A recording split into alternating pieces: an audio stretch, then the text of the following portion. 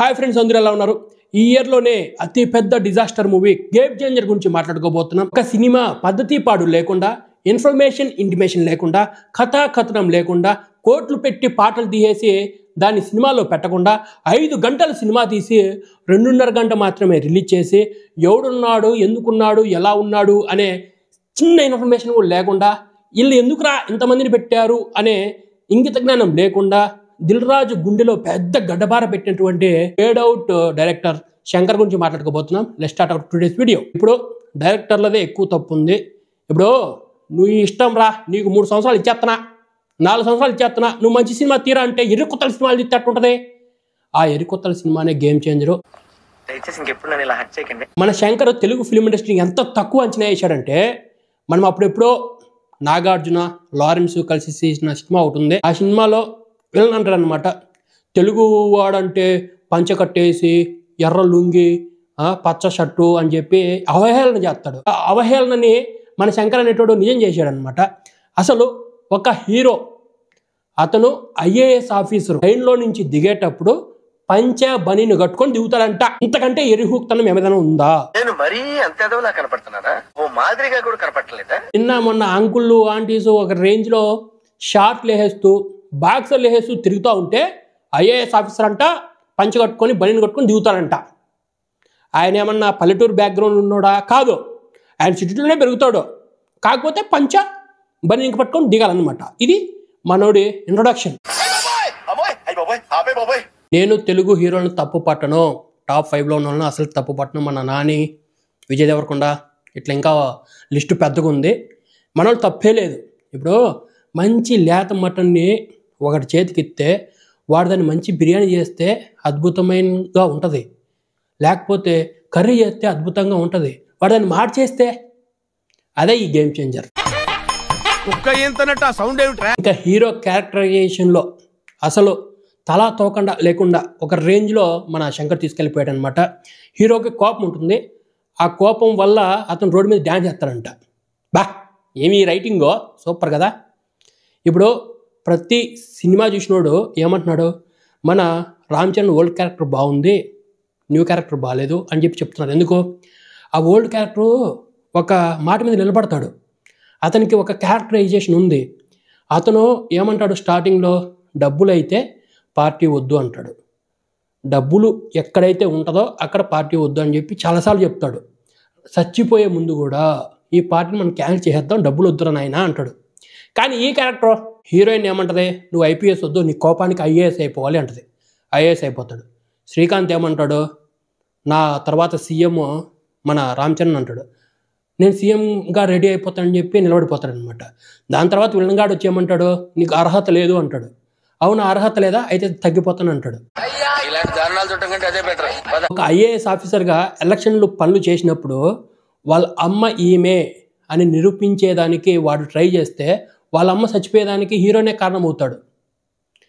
అది ఎంత దరిద్రంగా ఉందంటే, ఏదైనా సినిమాలో ఎవరన్నా సరే ఆ అగాత్యాన్ని పాడుపడుతూ ఉంటే హీరోపై కాపాడుతాడు.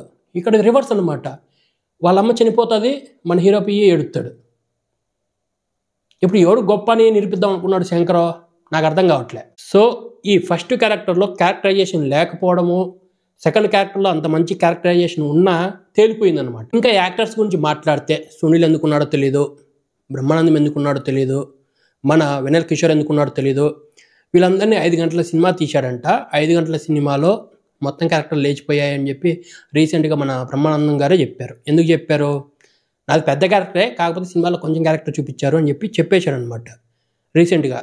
అంటే అనేక సినిమాలు తీసి ఒక రేంజ్ పాపులారిటీ సంపాదించుకొని చివరికి 5 గంటల సినిమా తీసి 2.5 గంట రిలీజ్ చేశారంటే ఆ డైరెక్టర్కి బ్రెయిన్ ఉందా లేదా నా చిన్న డౌట్.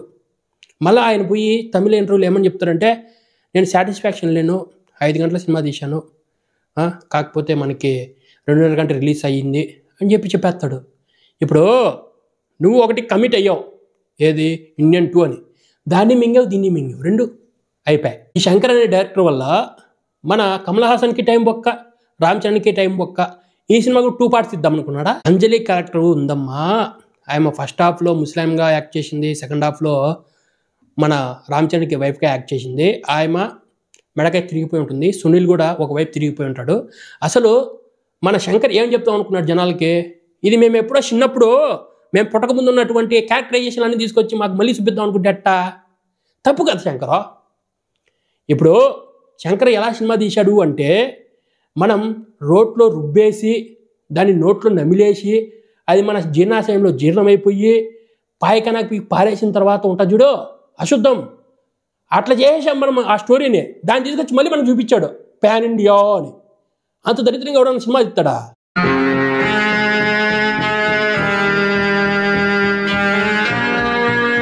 రెండు 2013లో అంజలి వచ్చేసి వెంకటేష్కి లవర్గా లేకపోతే పేరుగా నటించిందనమాట. సీతమ్మ వాకిట్లో సినిమాల చెట్టు. ఆమె ఇప్పుడు మళ్ళీ రామ్ చరణ్కి వైఫ్గా నటించిందనమాట. ఇంకెవరు దొరకలేదా? ఇప్పుడు ఒక పాన్ ఇండియా సినిమా తీస్తున్నామంటే దానికి తగ్గ డబ్బులు పెట్టాలి. అసలు హీరోయిన్లు ఎందుకున్నారు, వాళ్ళకి అసలు పాపులారిటీ ఉంది, పాన్ ఇండియా సినిమాలో ఉన్నటువంటి క్యారెక్టరైజేషన్ ఉన్నారా? ఇప్పుడు ఎస్కే ఉన్నాడు, అమరన్ అనే సినిమా తీశాడు, సాయి పల్లవి యాక్ట్ చేసింది, ఒక రేంజ్లో కలెక్షన్స్ వచ్చాయి. రీసెంట్గా మన తండేలు సినిమా వచ్చింది, మన సాయి పల్లవి వల్ల ఒక రేంజ్ హైప్ వచ్చింది.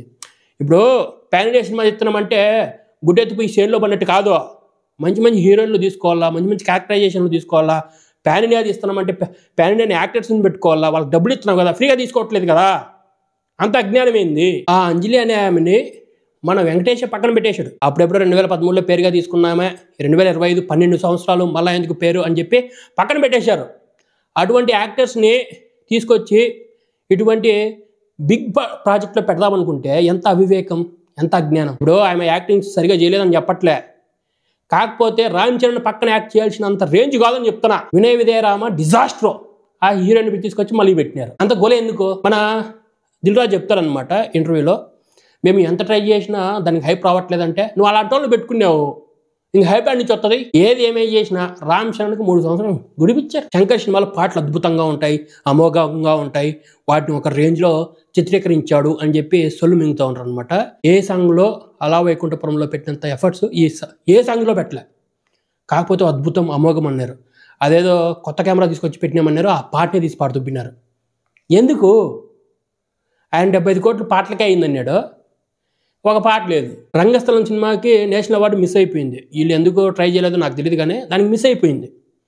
అంత బాగా యాక్టింగ్ చేసినాడు. ఈ సినిమాలో కూడా అంత బాగా యాక్టింగ్ చేసినాడు. ఏమైంది? బుడదలో పోసిన పన్నీర్ చేసేసినారు మొత్తం అందరూ కలిసి. ఇప్పుడు మనం ఎప్పుడో 2006-7 టైంలో పోకిరి సినిమా వచ్చింది. ఆ రేంజ్ సినిమా నేను తీశాను అని చెప్పాడు. ఆ రేంజ్ సినిమా తీయలేదు, కానీ ఆ టైంలో వచ్చినబట్టి డిజాస్టర్ సినిమా స్టోరీ లైన్ తీసుకొచ్చి ఇప్పుడు మనకు చూపించాడనమాట. ఇప్పుడు ప్రతి సినిమాలో ఇంట్రొడక్షన్ సాంగ్ లేదు హీరోలకి. ఇక్కడ ఎందుకు పెట్టాడో కూడా తెలియదు అనమాట. అంత దారుణంగా పెట్టాడు. సంవత్సరాలు టైం వేస్ట్ చేయించి ఎటువంటి ప్రోడక్ట్ అయితే ఎవడు ఎక్స్పెక్ట్ చేయకూడదు. ఇప్పుడు మన వాల్తేరు వీరయ్య సినిమాలో చిరంజీవి కూడా ఏం చేశాడు? స్మగ్లింగే చేశాడు. ఈ సినిమాలో మనోడు ఐఏఎస్. పుష్ప సినిమాలో హీరో స్మగ్లర్. క్యారెక్టర్ అనేది ఏం చేసినా అనేది మ్యాటర్ కాదు, మనము ఎంటర్టైన్మెంట్ అయ్యామా లేదా, మనకు నచ్చిందా లేదా, మనం కనెక్ట్ అయ్యామా లేదా అనేది ఇంపార్టెంట్ అనమాట. కాబట్టి ఇటువంటి తీసుకురావద్దు స్మగ్లరు, ఐఏఎస్, బొంగు పోషణం అని చెప్పి. సినిమా దరిద్రంగా ఉంది. కాబట్టి ఈ సినిమా గురించి మనం రోస్ట్ వీడియో చేయడానికి ఎంత టైం పట్టిందనమాట. ఇందులో ఎవడు తప్పు లేదు, ఒక డైరెక్టర్ తప్ప. సో నెక్స్ట్ వీడియోలో మళ్ళీ కలుద్దాం. So please subscribe channel. Thanks for watching.